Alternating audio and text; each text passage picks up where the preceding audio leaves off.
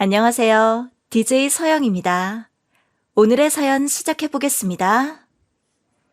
저는 올해로 52살이 되는 서울에 사는 여성입니다. 지금까지 살면서 다양한 일들을 겪었지만 결혼 후 이혼했던 일이 제 인생에서 가장 충격적인 사건이었죠. 주변에서 저의 이야기를 듣고 사연을 한번 보내보라는 권유를 받았고 결국 고민 끝에 이곳에 사연을 쓰게 되었네요. 저에게는 저보다 8살 많은 친언니가 있습니다. 8살 차이가 난다고 하면 대부분 짐작하시겠지만 저는 집안에서 늦둥이로 태어났습니다. 부모님의 사랑과 언니의 애정을 듬뿍 받으며 자랐죠.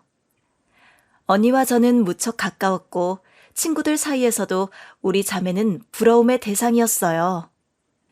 저는 항상 언니에게 응석을 부렸고 8살이나 많았던 언니는 어리지만 어른스러운 모습을 보였죠. 당시에는 그 모든 게 너무나 당연하게 느껴졌어요. 그러던 중 소개팅을 통해 지금의 남편을 만나게 되었습니다.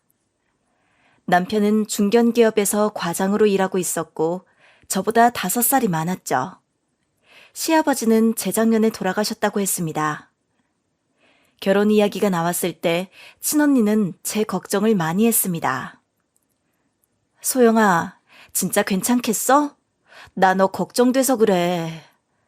뭐가 걱정인데, 찬욱 씨 정말 좋은 사람이야. 좋은 분인 건 알겠어. 네 이야기를 들어보니 직업도 좋고 결혼하려는 이유도 이해는 가. 그런데 시아버지 돌아가셨고 시어머니 혼자 남으셨다며. 그게 좀 신경 쓰여서 그래. 그게 왜 걱정이야? 나중에 시어머니 혼자 계시면 내가 모시고 운동도 가고 여행도 다니면 되지 않아? 너 참 순진하다. 인생이 네 마음대로 돌아갈 것 같아? 결혼이 장난이야? 언니는 왜 그렇게 심각해? 사랑하고 결혼하면 서로 이해하고 감싸주면 되는 거잖아. 저는 언니의 걱정을 흘려들었습니다. 남편에 대한 사랑이 컸고 언니의 잔소리는 그저 제게 무거운 부담으로 느껴졌으니까요. 사실은 언니의 말이 맞았을지도 모르는데 그때는 듣고 싶지 않았던 것 같습니다. 그렇게 결혼식이 어영부영 진행되었습니다. 친언니만 결혼에 대해 부정적이었고 나머지 가족들과 시어머니는 우리 결혼을 축복해 주셨습니다. 언니는 결혼이 마음에 들지 않으면서도 3천만 원을 보태주었습니다. 저는 7천만 원을 모았고 남편은 6천만 원을 준비했으며 친정에서도 3천만 원을 지원해 주셔서 20평짜리 신축 아파트에 대출을 끼고 결혼 생활을 시작했습니다. 저는 원래 국수집을 운영하고 있었고 언니는 디저트 가게를 운영하고 있었습니다. 결혼 초반 신혼 생활은 무척 달콤했습니다. 오히려 결혼을 반대했던 언니의 걱정이 과했다는 생각이 들 정도였죠. 남편은 시어머니 이야기를 꺼내지 않았고 회사에서도 성실하게 일하며 저희 가게 운영에 대해 걱정해 주었어요. 그 사이 저희는 아이 계획을 세웠고 예쁜 딸을 출산했습니다. 출산 후 저는 가게 운영 때문에 점점 더 바빠졌고 시어머니께서 아이를 봐주시겠다고 하셔서 마음이 놓였습니다. 그런데 출산 후 쉬고 있던 중 시어머니가 말없이 가게에 다녀가셨더군요. 저 대신 일하고 있던 직원에게 이것저것 물어보셨다며 그날 저에게 찾아오셔서 이렇게 말씀하셨습니다. 아이 봐주는 대가로 한 달에 300만 원은 받아야겠다. 너희 가게 잘 된다면서 300만 원은 줄 수 있지 않겠니? 어머니, 아무리 그래도 한 달에 300만 원은 너무 큰 돈이에요. 그건 저희가 감당할 수 없어요.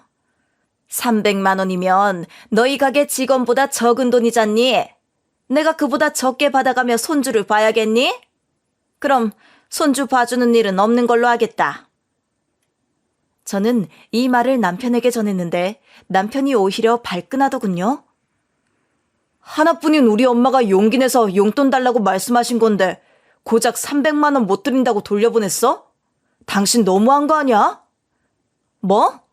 너무하는 건 어머니 아닌가?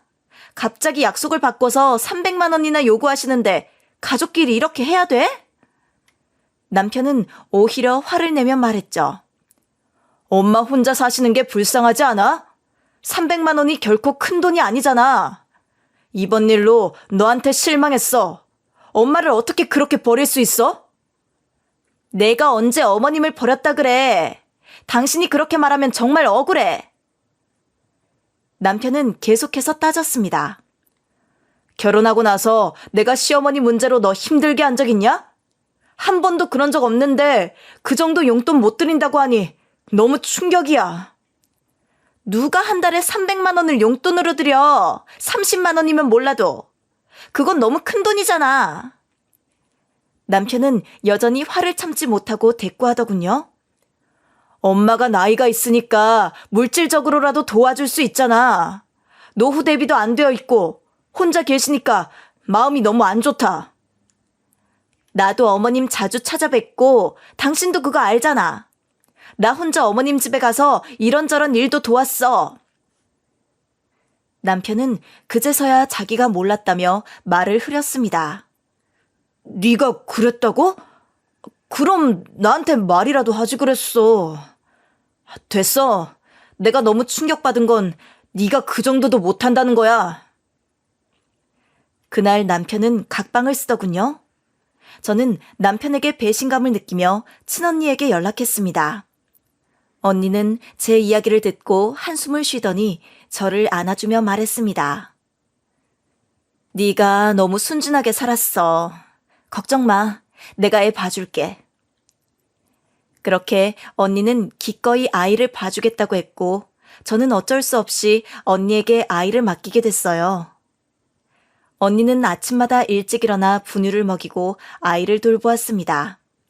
언니의 마카롱 가게는 오전 10시면 문을 열었는데 아이를 돌보느라 오후 늦게나 문을 열 수 있었죠. 다행히 언니 가게는 배달 위주였고 마카롱은 미리 만들어두는 방식이라 가능했어요. 그래도 언니는 자기 밥도 제대로 챙겨 먹지 못하면서도 제 아이를 돌봐주었습니다. 저녁 7시나 8시쯤 언니 가게에 가서 아이를 데리고 오면 저는 언니에게 밥을 차려주며 고마움을 전했죠. 그런데 어머님은 언니가 아이를 봐주게 된 것에 대해 불쾌해하셨습니다. 갑자기 저를 자주 부르기 시작하시더군요. 평일에도 틈만 나면 저를 부르셨고 주말에도 마찬가지였습니다.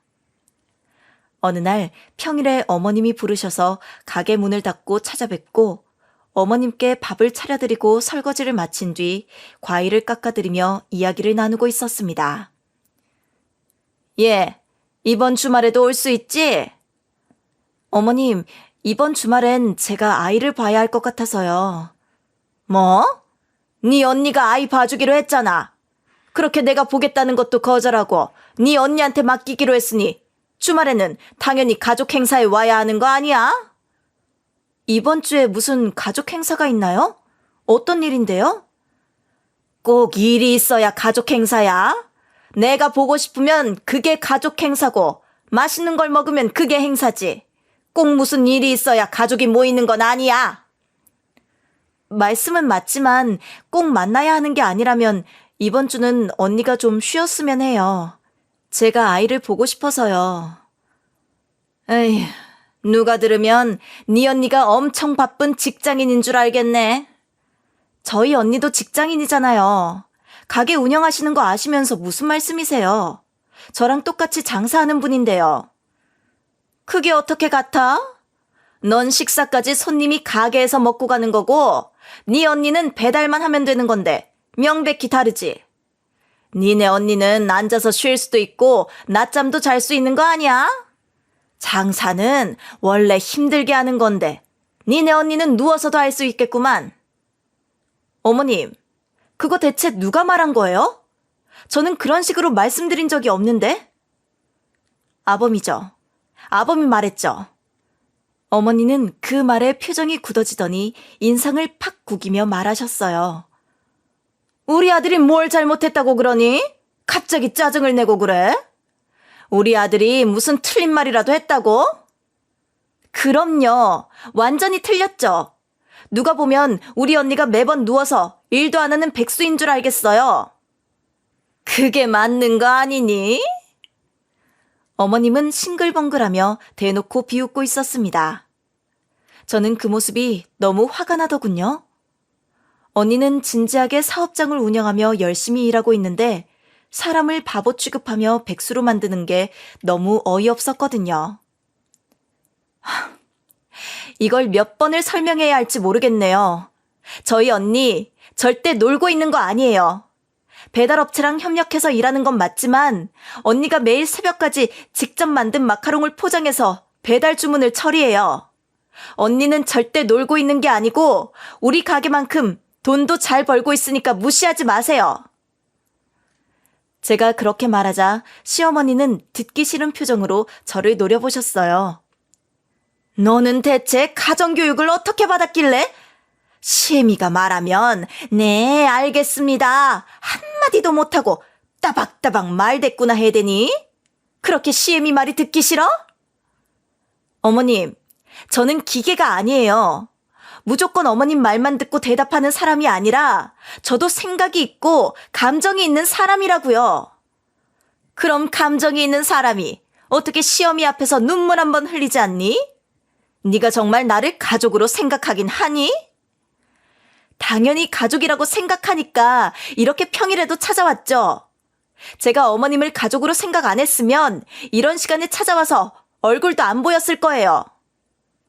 그럼 내가 무슨 말을 하든 다 좋은 게 좋은 거라고 생각하고 그냥 넘어가면 되잖아. 네가 어찌 그리 눈치도 없니? 저도 어머님 말씀에 지금까지 충분히 눈치 보고 살아왔어요. 그런 말들은 다 쓸데없는 말들이야. 어른들하고 대화할 때 어떻게 해야 하는지 하나도 모르는구나. 사돈 어른이 널 이렇게 가르쳤니? 저는 더는 참을 수가 없어서 자리를 박차고 나왔습니다. 그날 저녁 남편이 집으로 돌아오자마자 저를 혼내더군요. 엄마랑 점심 같이 먹었다면서. 그런데 엄마를 혼자 두고 집에 돌아와? 그러고도 네가 며느리야? 내가 너한테 무슨 큰 기대라도 했니? 어머님이 뭐라고 하셨는지 알아? 내가 가게 문까지 닫고 점심 차려드리고 설거지도 다 하고 과일까지 깎아드리면서 이야기 나눴는데 처음부터 끝까지 우리 언니 욕만 하셨어. 그걸 내가 다 참을 수가 없었어. 엄마가 외롭고 힘드시니까 그런 험담도 좀 하실 수 있지. 너 어른들하고 대화하는 법을 몰라? 그냥 직장 상사라고 생각하고 듣기만 하면 되잖아. 참나, 도대체 어디에 장단을 맞춰야 할지 모르겠네. 어머님은 가족처럼 대하라고 하면서 당신은 직장 상사처럼 하라니? 나보고 대체 어쩌라는 거야? 엄마 말이 틀린 건 아니지. 우리 가족이잖아. 이제 결혼까지 했으니까 한 가족이지. 엄마가 얼마나 서운했으면 그런 말까지 했겠어. 우리 엄마가 소심하고 겁 많아서 그런 말 웬만하면 안 하신다고. 뭐? 어머님이 겁 많고 소심하시다고? 내 앞에서는 그런 모습 전혀 안 보이시던데? 그리고 당신, 어머님한테 우리 언니에 대해서 뭐라고 말한 거야? 어머님이 그렇게 이상하게 알고 계시더라? 소영이 뭐? 그냥 집에서 일하긴 하는데 돈은 별로 못 번다고만 했어. 내가 잘 몰라서.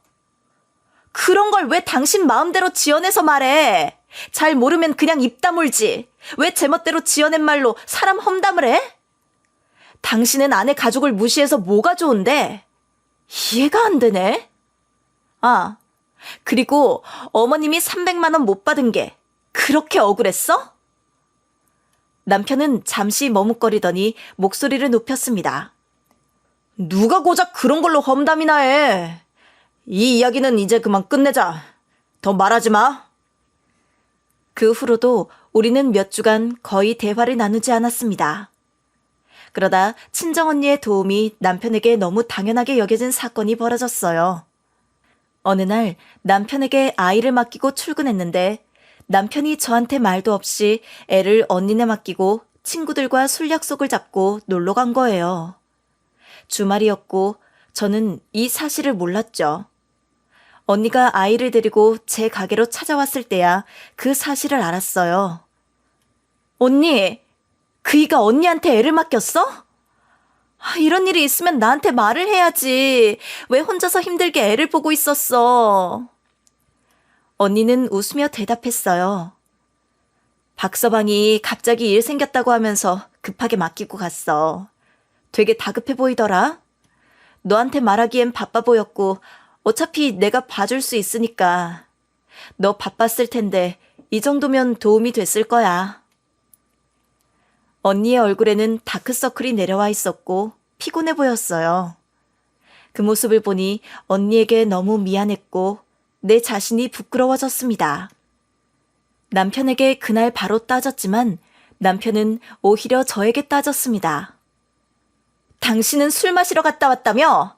고작 그런 일로 갑자기 우리 언니한테 애를 맡기면 어떡해? 다 바쁜 사람들인데. 당신이 다급하게 부탁했다고 해서 정말 급한 일이라도 있었나 했더니 그냥 친구들이랑 술 마신 거라고? 장난하는 거야? 당신이 가게에서 그렇게 바빠? 딱히 일이 있는 것도 아니고 처형도 마찬가지 아니야? 노는 사람한테 애 좀 맡길 수 있는 거지. 별것도 아닌 거 가지고 유난이야, 유난은. 이런 말도 안 되는 소리를 하길래 제가 엄청나게 뭐라고 했습니다. 뭐?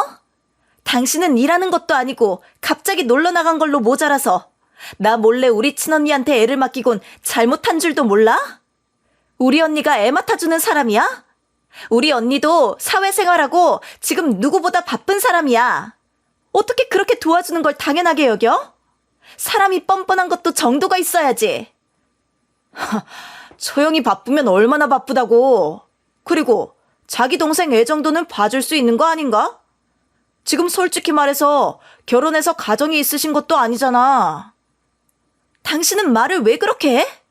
언니가 애 봐주는 게 그렇게 당연한 거면 그냥 앞으로 언니한테 당연하게 맡기고 언니한테 다달이 300만 원씩 주는 게 낫겠다.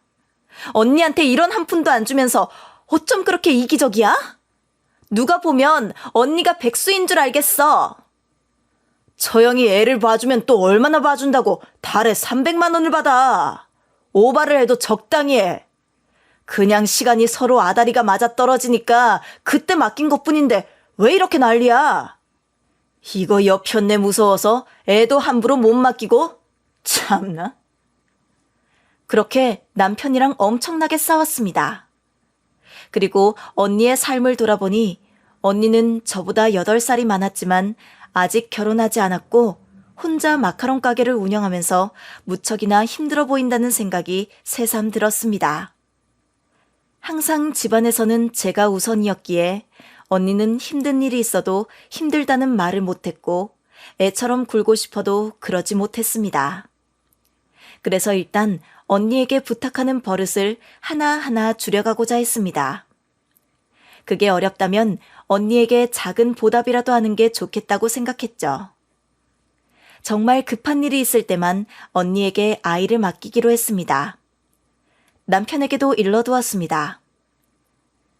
당신, 이제부터 우리 언니한테 나 몰래 애 맡기거나 하면 안 돼?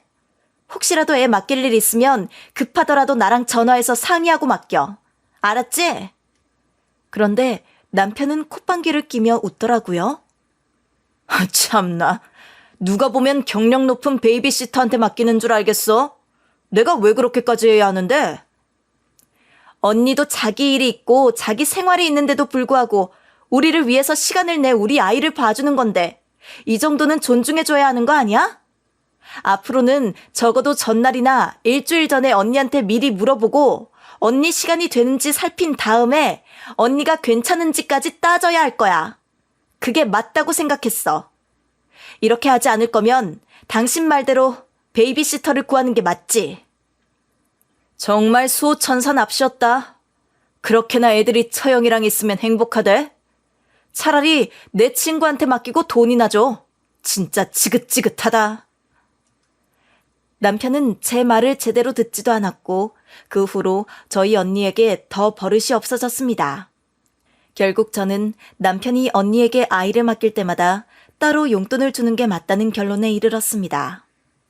남편에게는 말을 하지 않았고요. 언니는 돈을 받고 깜짝 놀라더라고요. 소정아, 내가 돈 받으려고 너희 애 봐주는 것도 아니고 난 이 돈 받을 수 없어. 그냥 시간 날 때 잠시 애 데리고 있을 뿐인데. 너희도 힘들게 사는 거 내가 다 아는데 내가 어떻게 이 돈을 받니? 언니도 다 바쁜데 나 항상 도와준다고 최선을 다하는 거 알아. 그런데 내가 맨날 언니 사정은 죄다 모른 척하면서 언니한테 도움만 바라는 게 너무 부끄러웠어. 이제라도 언니한테 차근차근 보상을 해주는 게 맞는 것 같아. 이 돈 정말 받아줄 수 없을까? 언니는 그 말을 듣고서 오랫동안 생각에 잠기다가 제 손을 잡더라고요. 그래, 알았어. 그러면 네 성의를 봐서 이 돈은 받을게. 다만 애를 봐줄 때마다 이런 식으로 돈을 받는 건 나도 미안하니까 한 달에 한 번만 주는 걸로 하자. 그것도 너희가 사정이 어려워지면 주지 마. 알았지? 그 달에 좀 힘들다 싶으면 안 줘도 되니까. 앞으로도 쭉 안 줘도 돼. 그냥 네 성이라고 생각할게. 딱 그 정도인 거야. 난 너한테 도움이 되고 싶은 거지 부담이 되고 싶은 게 아니야. 알았어? 언니는 웃으면서 저를 꼭 안아주었습니다. 그리고 저는 그렇게 한 달에 한 번 언니가 제 아이를 맡아주는 게 고마워서 돈으로 보답하게 되었습니다. 그러다 남편은 어느 날 제가 언니네 너무 많이 다닌다면서 저한테 호통을 치더니 언제 발견한 건지 제 통장을 꺼내 들고 더 큰 소리를 내는 겁니다. 당신, 이 통장 내역은 대체 뭐야? 통장에서 왜 다달이 처형한테 돈이 나가고 있어? 진짜 우리 집에 도둑이 있었네? 빨리 해명하지 못해? 우리 언니가 우리 애 봐줄 때마다 고마워서 내가 보내고 있었던 거야. 안 그래도 저번에 당신이 우리 애 봐주는 거 이야기할 때 자기 친구한테 애 맡기고 돈 붙이라며. 그 생각이 나서 그냥 그대로 해준 거지. 당신 말대로 우리 언니가 애를 잘 봐주는 것도 있고 자기 시간 내서 짬짬이 애 돌봐주는 건데 이 정도 보답은 해야 하는 거 아니겠어? 당신 진짜 가지가지 한다. 대체 경제관념이 어떻게 됐으면 한 달에 10만 원을 아무렇지 않게 보내? 여보, 한 달에 10만 원 보내는 게 그렇게 아까워? 나는 사실 더 보내고 싶었는데 언니가 그냥 한 번으로 줄여놓은 거야. 내가 더 보낼까 봐. 언니가 무슨 생각했을지는 생각을 안 하나 봐? 생각했겠지. 어떻게 하면 내 동생한테서 더 뜯어먹을 수 있을까? 그런 생각하고 있겠지. 솔직히 말해서 아직까지 노처녀인 여자가 자기가 그러고 싶어서 그러겠어? 자기랑 결혼해줄 남자를 못 찾아서 그러는 거 아니야? 그런데 자기 동생이 괜찮은 남자 물어왔으니 이때다 싶어서 자기도 멋대어 먹으려고 그러는 거잖아. 당신은 이 속셈이 정말 안 보이는 거야? 나 진짜 당신이 걱정돼서 그래.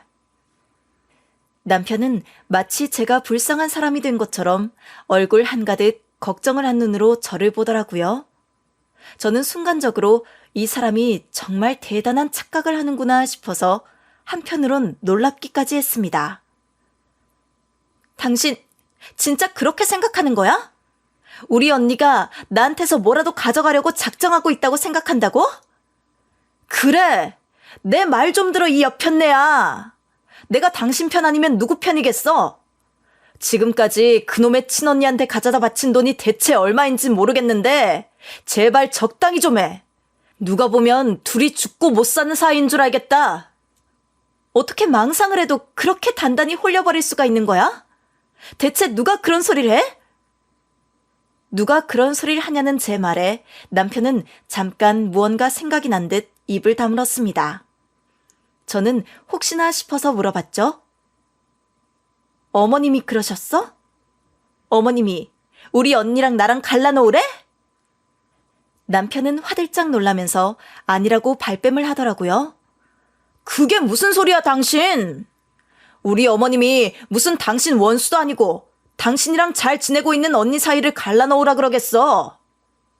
우리 엄마랑 내가 이야기해봤는데 다른 집 언니나 오빠랑 다르게 당신네 언니가 좀 비이상적으로 동생한테 집착하는 것 같아서 우리가 걱정돼서 그러는 거야. 걱정돼서 그러는 거면 정말 언니가 지금 잘 살고 있는지 언니에 대해서 조금이라도 더 알아보고 생각하는 게 맞지 않아? 그건 또 무슨 소리야? 우리가 걱정하는 건 당신 언니가 아니라 당신인데. 그러니까 난 언니랑 진심으로 친하고 언니랑 그냥 한 가족이라고. 피가 섞인 진짜 친가족인데 이 이상 무슨 말을 하라는 거야? 나는 언니랑 나쁘게 지낼 생각 없고 더 친하게 지내면 친하게 지냈지. 언니한테 색안경 끼고 이 이상 우리 사이 나쁘게 만들 거면 제발 우리 사이에 대해 왈가왈부하지 좀 마. 그렇게 남편에게 으름장을 놓고 그 자리에서 벗어났습니다. 그리고 저는 그날 밤 생각에 골몰이 잠겼습니다. 아무리 생각해도 남편이랑 어머님이 작정하고 우리 언니랑 저를 갈라놓으려고 했다는 게 분명해졌어요. 이대로 있다간 정말 저랑 언니 사이가 눈을 떴다 감으면 아무것도 아닌 게 되어 있거나 제가 남편에게 넘어가 언니에게 못할 짓을 할지도 모른다는 생각까지 미쳤습니다. 그렇게 생각을 하다 보니 저도 언니에게 도움이 되어야겠다는 결론에 이르렀죠. 그렇게 곰곰이 생각을 해봤어요. 언니에게 도움이 될 수 있는 게 무엇일까 고민을 했죠. 아무리 생각해봐도 제가 할 수 있는 건 많지 않더라고요. 그런데 문득 떠오른 게 저희 국수집을 언니와 함께 운영하는 것이었어요. 언니는 예전부터 저희 가게에 관심도 많았고 장사에 대해서도 이것저것 물어보곤 했거든요. 그래서 이거다 싶었죠. 언니랑 같이 일하면 서로 든든할 것 같고 더 잘해낼 수 있을 거라는 확신이 들었어요. 그런데 이걸 언니에게 말해야 하나 말아야 하나 고민이 되더라고요. 왜냐하면 언니가 혹시 부담스러워할까봐 걱정이 됐거든요. 그래서 어느 날 언니한테 조심스럽게 이야기를 꺼내봤어요. 언니, 우리 같이 가게 해볼래? 하고 물어봤죠. 그랬더니 언니는 의외로 너무나도 흔쾌히 좋다고 하더라고요. 그럼 나야 너무 좋지. 네가 그런 제안을 해줘서 너무 고마워. 이러는 겁니다. 저는 사실 마음 한편으로는 거절할까봐 좀 걱정했거든요. 그런데 이렇게 흔쾌히 좋다고 하니까 정말 마음이 놓이더라고요. 그때부터 저는 언니와 함께 일을 하게 될 생각에 설레기도 하고 걱정도 되기도 했지만 뭐든 해보자는 마음으로 시작하기로 했어요. 그래서 저도 천천히 그 기획을 제대로 만들어 나가기 시작했어요. 처음에는 어떻게 해야 할지 막막했지만 조금씩 계획을 세우고 가게 확장도 생각하게 되었어요. 가게 확장을 하려면 여러 가지 서류도 준비해야 하고 이것저것 알아봐야 하잖아요. 그래서 부동산에도 가보고 옆 가게가 비었길래 그 자리가 괜찮은지 찾아가 물어보기도 했죠. 그러다 보니 자연스럽게 언니랑 이야기할 시간도 많아졌어요. 언니랑 이야기하다 보면 서로에게 배울 것도 많고 또 새로운 아이디어도 생기더라고요. 같이 일하면 확실히 든든한 파트너가 될 것 같다는 확신이 점점 더 들었어요. 어느 날 부동산에서 서류를 몇 장 더 뽑아왔어요. 그거를 일단 집에 임시로 두었는데 하필이면 그 서류를 남편이 발견한 겁니다. 참 타이밍도 기가 막히죠? 남편은 제가 무슨 큰일을 벌이는 줄 알고 깜짝 놀라더라고요. 남편이 서류를 들고 와서 묻더군요. 여보, 이 서류 뭐야? 당신 사업 확장해? 이거 당신 가게인데? 그래서 저는 아무렇지 않게 대답했죠. 아, 그거 봤어? 나 쭉 생각해봤는데 아무래도 언니랑 사업을 같이 해야 할 것 같아서. 그 말을 듣자마자 남편 표정이 확 바뀌더라고요. 갑자기 뜬금없다는 듯이. 뭐? 갑자기 그게 무슨 소리야? 그래서 저는 차근차근 설명했어요. 언니가 우리 집도 경제적으로 많이 도와줬고 애도 봐줬잖아. 그래서 아무리 생각해봐도 언니한테 고마운 게 너무 많아. 그래서 가게를 확장하면 언니랑 동업하려고 생각한 거야. 언니한테 늘 신세만 지는 것도 미안하고 이제는 내가 언니한테 좀 더 도와줄 수 있는 방법을 찾은 거였죠. 하지만 남편은 제 말을 듣고는 한숨을 푹 쉬더니 난 반대야. 돈 들어가는 일을 가족끼리 한다고? 부부끼리 해도 마음 상하는 게 사업인데 그걸 언니랑 해서 어떻게 되려고? 난 아닌 것 같아. 그 말을 듣고 저는 너무 화가 났어요. 그냥 가족처럼 생각하는 사람이 아니라 내 친언니인데도 안 된다는 거예요. 그래서 저는 남편한테 따졌죠. 아니, 친언니랑도 안 된다고? 게다가 내가 어릴 적에 친언니한테 얼마나 도움을 많이 받았는지 심적으로 거의 엄마 같은 존재라고 당신한테 말했잖아. 그랬는데도 안 돼? 이유가 뭐야? 정말 그게 다야? 그거 말고도 이유는 많지. 거기 사업하는데 왜 남자가 하나도 없어? 돈 굴리는데 여자만 있으면 망한다는 말이 있잖아. 그렇게 여자들끼리만 사업을 시작해서 무슨 빛을 보려고 해? 우리 언니는 나 시작하기도 전에 이미 디저트 사업으로 엄청나게 성공했어. 당신이 대체 몇 년도 사람인데 아직도 여자들끼리 사업하면 안 된다는 말을 하고 있어? 어허, 안 된다니까 남편 말을 안 듣고? 그냥 안 된다고 하면 안 되는 줄 알아. 그런데 다음 날은 더 황당한 일이 벌어졌죠. 시어머니까지 직접 찾아오셔서 동업하지 말라며 반대를 하시는 겁니다. 저는 정말 어이가 없어서 입을 다물지 못했어요. 너는 집안이 망하는 꼴을 꼭 한번 봐야 정신을 차리겠어? 아무리 친언니라도 돈 앞에서는 다 남이다. 좋은 사이도 돈 때문에 틀어지는 거야. 그냥 아이나 맡기고 적당히 용돈이나 쥐어주면 될 것이지. 무슨 동업은 동업이야? 네 언니가 평생 가정주부만 했는데 대체 무슨 능력이 있겠어? 그러니까 집에서 집안일이나 하면서 적당히 배달시키는 데다가 빵이나 날랐을 거 생각하면 바로 답이 나오는데 이걸 뭐 사업까지 한다고 끼고 앉아있어? 애초에 싸움이 안 되는 건데. 왜 우리 친언니 무시해? 우리 언니가 당신한테 뭘 잘못했다고? 잘했으면 잘했지 잘못한 건 없는 사람이야. 그런데 당신이 왜 우리 언니를 무시하냐고. 당장 사과해. 난 있는 그대로 보고 판단하는 사람인데 그걸 뭐 사과하라 말아야. 둘이 같이 지내서 끼리끼리라는 거야? 결혼하고서도 계속 붙어있더니 정신이 이상한 데가 있는 것 같네. 대체 둘이 무슨 이야기를 하고 있길래 그거 좀 애만 보고 있으라 했더니 난리를 쳐? 애초에 우리 언니는 당신한테 이렇게 무시받으면서 애만 보고 있을 사람이 아니야. 당신이 우리 언니에 대해서 뭘 안다고 그래? 우리 언니는 돈도 많이 벌었고 능력도 있는 사람이라는 걸 인정하기 싫은 거야? 대체 어디가 그렇게 잘난 언니인 건지 설명 좀 해줄래? 그 말에 시어머니도 같이 비웃으며 말했어요. 나는 예전에 상견례 때부터 마음에 안 들었어. 괜히 우리 아들 보고 그렇게 쳐다보는 것도 마음에 안 들었고. 그래서 자기는 뭐 대단한 사람이라도 되는 줄 알았지? 노처녀에 혼자 배달일하는 사람들 빵이나 만들어주는 거나 하고 있더만. 그게 그렇게 대단한 일이냐? 그러니까 말이야. 제대로 된 일이라고 하면 회사에 가서 돈을 버는 일 같은 걸 말하는 거지. 처형 가게는 내가 가본 적도 없어서 그러거든. 아니면 이번에 한번 가볼까? 그 순간 저는 더 이상 참을 수가 없었어요. 오만정이 다 떨어져서 소리를 질렀죠. 우리 언니 무시한 거 그대로 돌려줄 거야.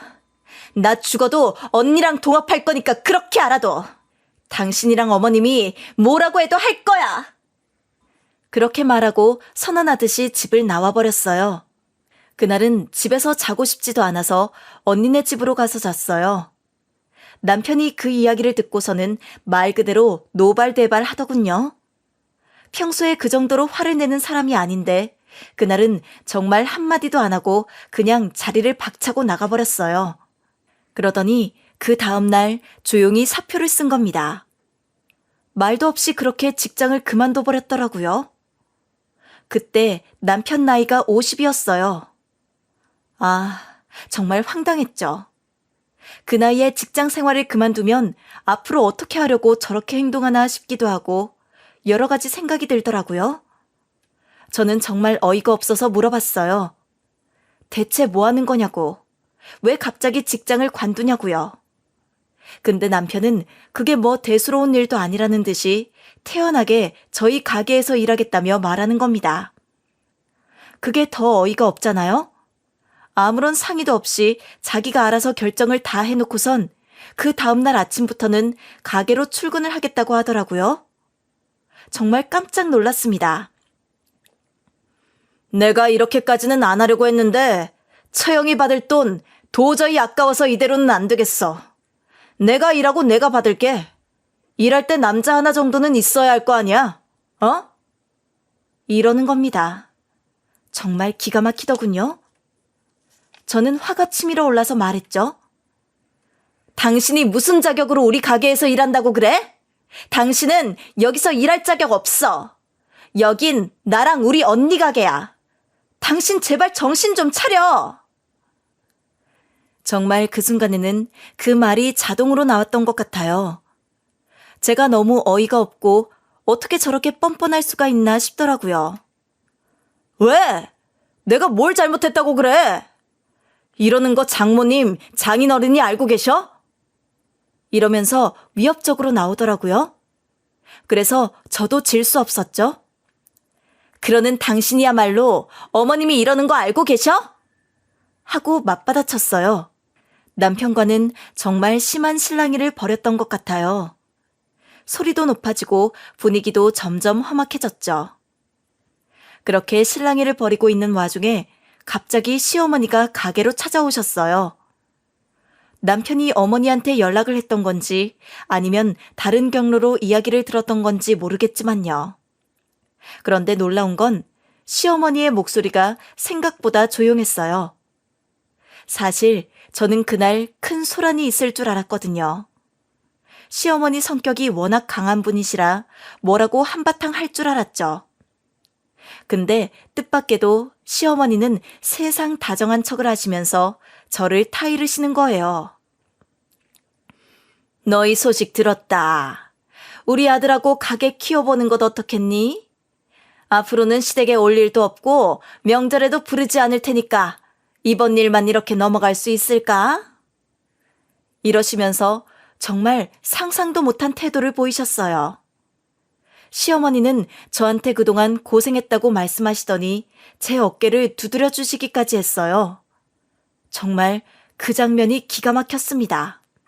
그러면서 어린 게 고생이 많았다며 제 손을 따뜻하게 잡아주시는 거예요.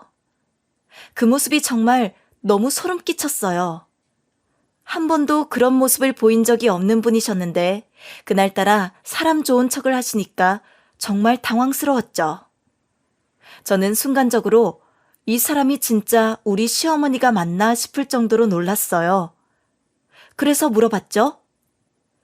지금 저희 잘 지내라고 말씀해 주시는 거예요? 왜요? 이렇게요. 그러자 시어머니가 웃으시면서 말씀하시는 겁니다. 왜긴 너희는 엄연히 부부고 앞으로 함께 헤쳐나가야 하는 사람들인데 고작 이런 일로 무너지면 안 되잖니? 이러시면서 정말 가식적인 모습으로 저를 달래셨어요.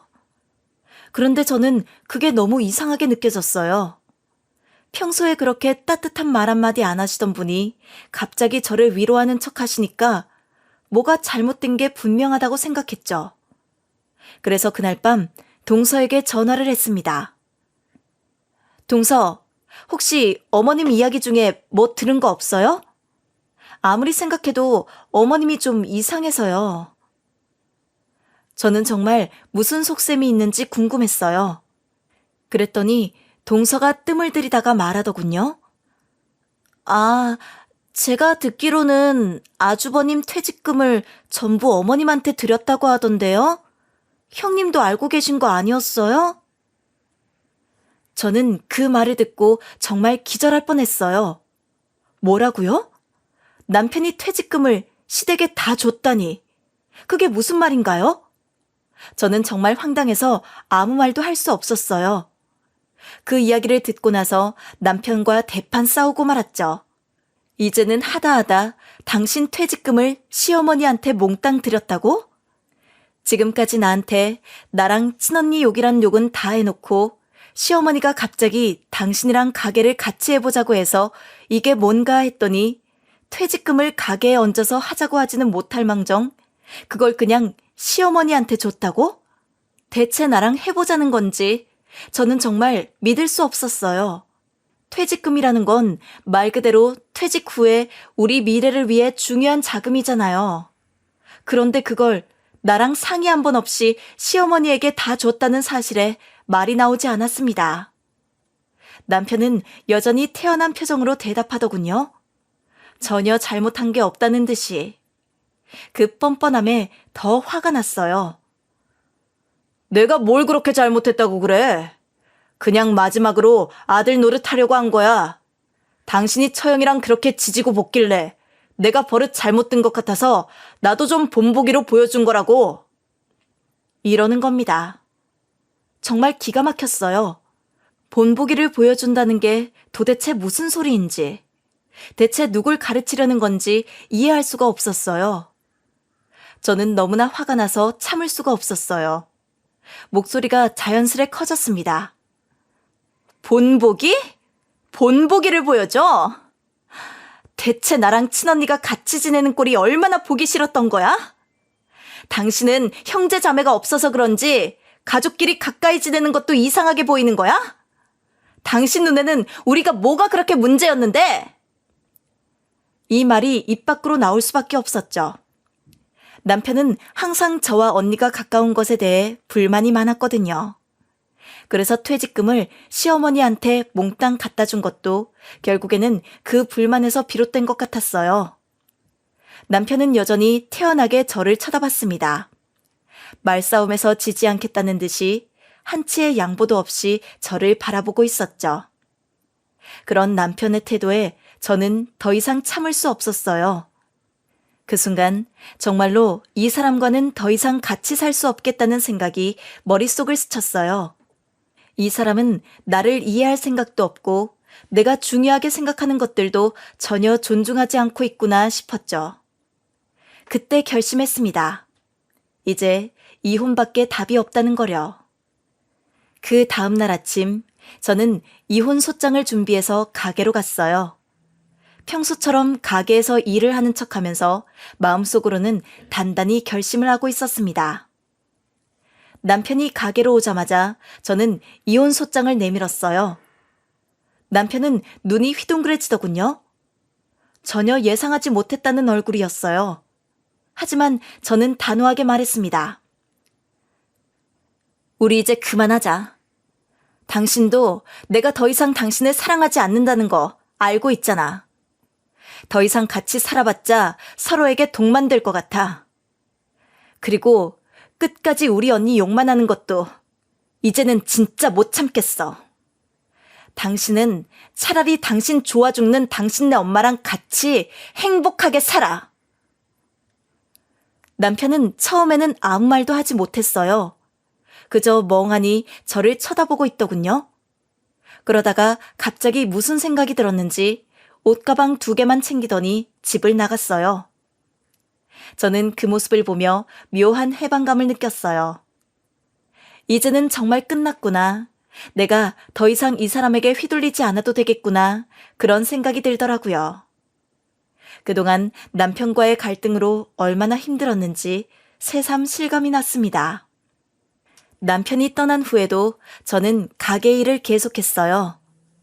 처음에는 이혼한 사실이 잘 와닿지 않았지만 시간이 지날수록 혼자서 지내는 게 훨씬 편하고 마음이 가벼웠어요. 남편이 없는 생활에 빨리 적응할 수 있었던 이유는 어쩌면 이미 마음속으로 이혼을 결심하고 있었기 때문인 것 같아요. 더 이상 남편과 살면서 생기는 갈등도 없고 스트레스 받을 일도 없어지니까 정말 마음이 한결 편해졌어요. 그렇게 시간이 조금 흐른 후 남편과 시어머니가 퇴직금 문제로 싸우고 있다는 소식이 들려왔어요. 알고 보니 남편이 퇴직금을 몽땅 시어머니한테 드린 것에 대해 후회하기 시작한 거였죠. 시어머니가 퇴직금을 다 돌려달라고 하니까 시어머니는 이미 그 돈을 다 써버렸는지 못 돌려준다고 했다는 거예요. 그래서 둘이 소송까지 가게 됐다고 하더군요. 그 이야기를 들으면서 저는 정말 한숨만 나왔어요. 가족이라고 해도 결국 돈 앞에서는 저렇게 싸우게 되는구나 라는 생각이 들었죠. 시어머니는 항상 가족 간에 돈 문제는 다 남이라고 했던 분이셨거든요. 그런데 막상 자신이 그 퇴직금을 가지려고 하니 아들과도 싸우게 되는 걸 보니 정말 웃기더라고요. 결국 가족도 돈 앞에서는 저렇게 서로 등을 돌리게 되는구나 싶었어요.